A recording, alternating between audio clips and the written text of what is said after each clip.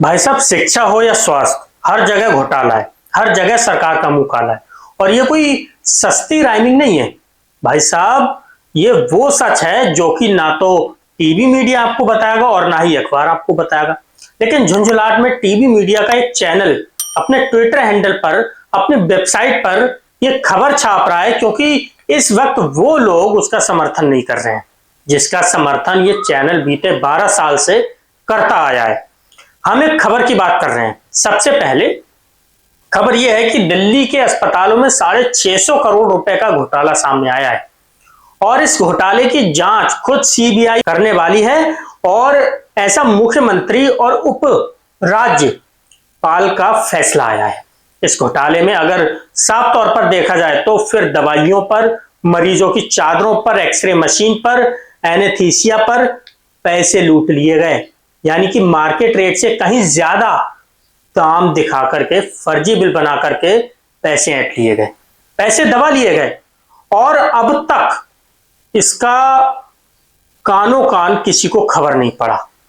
वो तो भला हो सेंट्रल प्रोक्योरमेंट एजेंसी का, जिसने ये सब कुछ बता दिया और बताया कि किस तरीके से मार्केट रेट से महंगे दरों पर टेंडर दिए गए और फर्जी तरीके से बिल बना करके 650 करोड़ रुपए से ज्यादा का घोटाला कर लिया गया। और यह खबर उस चैनल पर छपी है जो कि कभी भारतीय जनता पार्टी की छोटी से छोटी कमी भी नहीं दिखाता है। हालांकि इस खबर में भी भारतीय जनता पार्टी का नाम नहीं लिया गया। दिल्ली के अस्पतालों का जिम्मा दिल्ली सरकार के पास है, रेखा जी के पास है, और तो और उनके ऊपर जिनका हाथ है प्रधानमंत्री नरेंद्र मोदी के पास है। कहा गया था कि दिल्ली की हालत बड़ी लाचार हो गई है, अस्पतालों में काम ठीक से नहीं हो रहा है, दवाइयां नहीं मिल रही वगैरह वगैरह वाले वादे करके ये दिल्ली सरकार बनाई गई थी। लेकिन इस दिल्ली सरकार में 650 करोड़ का घोटाला हुआ है। अब यह घोटाला किसके नाम पर लिखा जाए, ये बात भी अगर नरेंद्र मोदी बता दें तो हमारा काम आसान हो जाए। वो कह दीजिए कि केजरीवाल का घोटाला था, कह दीजिए कि ये केजरीवाल का भी नहीं, उससे पहले शीला दीक्षित जी का घोटाला था, तो हम मान लेंगे। क्योंकि केंद्र में कुछ भी गड़बड़ियां होती हैं तो नेहरू जी का हवाला दिया ही जाता है। तो यहां पर भी पुराने सीएम को इल्जाम दे दिया जाए तो कोई बड़ी बात नहीं है, हमें नजर नहीं आएगी। चलिए चलते हैं उस चैनल की तरफ जो कि बीते 12 साल से खुलकर के नरेंद्र मोदी जी का गुणगान करता आया है। अब गुणगान करने में कोई गलत बात तो है नहीं, अगर गलत बात हुई तो माफ कर दीजिएगा। आज तक न्यूज चैनल के ट्विटर हैंडल पर यह खबर शेयर की गई है और खबर क्या है, दवा महंगी, फाइलें गायब।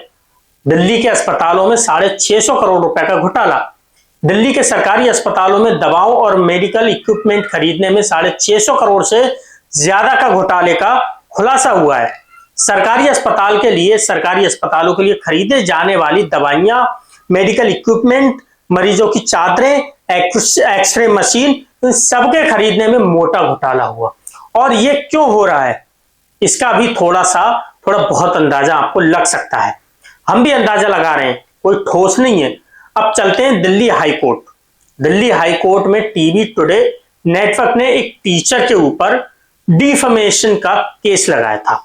डिफेमेशन के केस के मामले में आज तक की बड़ी एंकर महोदया, मैगजीन डायरेक्टर महोदया, उन्होंने उनकी मांग की कि उनके खिलाफ उनको क्रिटिसाइज करने वाला कंटेंट तुरंत हटा दिया जाए।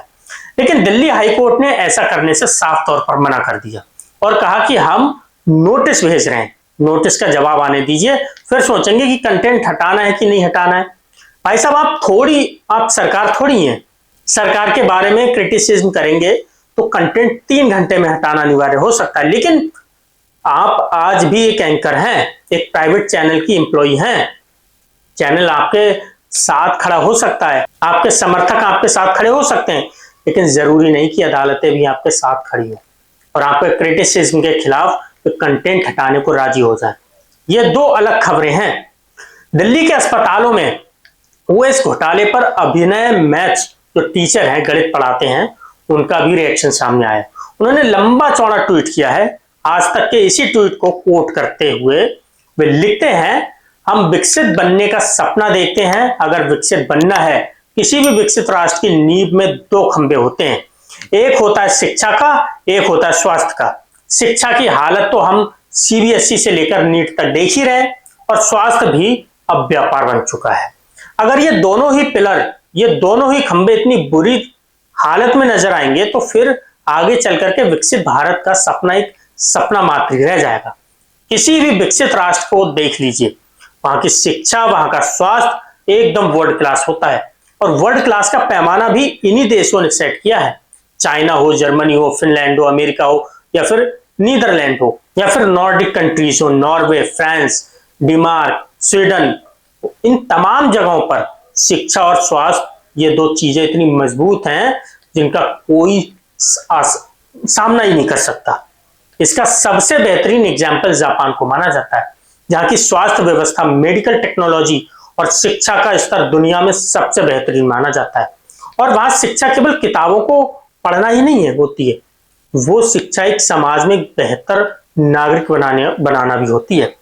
नीट का पेपर लीक होता है, सीबीएसई में गड़बड़ी होती, और हमारी सरकार कोई जिम्मेदारी लेने को राजी नहीं होती। दूसरी तरफ अस्पतालों में भी 650 करोड़ का घोटाला हो जाता है, तब भी अभी तक किसी का रिएक्शन सामने नहीं आता। सीबीआई को जांच दे दी जाती है, पल्ला झाड़ लिया जाता है। अगर आपको इस खबर में कोई भी कनेक्शन दिखाई दे रहा है, वो महज एक संयोग मात्र है। इसके अलावा हम आपको कुछ नहीं समझाना चाहते। अगर आप समझदार हैं तो कमेंट सेक्शन में आपके लिए खुला है, और अपनी कमेंट करके हमें रिएक्शन जरूर दीजिएगा। अगर आप चैनल पर नए हैं तो चैनल को भी सब्सक्राइब कीजिएगा, शेयर कीजिएगा। जय हिंद, वंदे मातरम।